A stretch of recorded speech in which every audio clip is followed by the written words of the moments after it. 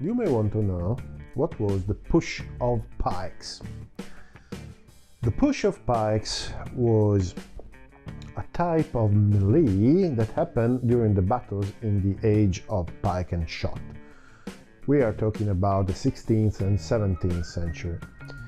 So at that time the units on the battlefield were actually a mixture of pikemen with a long pike, a very long pike, about 3 meters long, held with 2 hands, and musketeers, which obviously provided the fire effect. And often in the units there were also mixed some swordsmen. I will explain in a minute what they were useful for. So a push of pikes happened when 2 pike formation actually collided with each other in this way. Now, in the ancient times with the phalanx, for example, the soldiers were protected by a shield and some armor, but in the era of pike and shot, they had almost no protection. So what happened when 2 pike formation actually collided?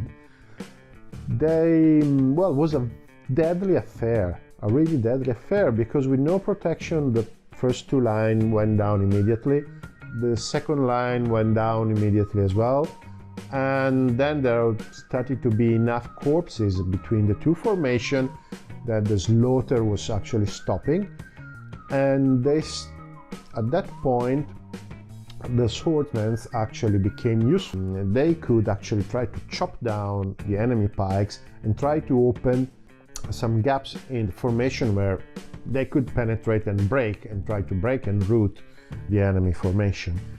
There were different approaches to this. For example, the Spanish tercios had men armed with sword and a buckle. Buckle is a small shield, and they used to crawl below the pikes and try to fend them off until they got to the first line of soldiers, where they tried to stab them with their swords.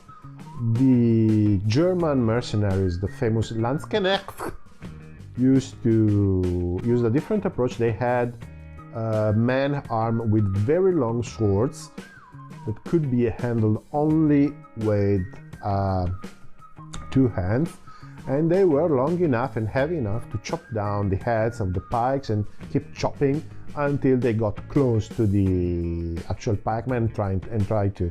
The famous Italian author Niccolò Machiavelli describes this event on the battlefield and describes it as the bad war.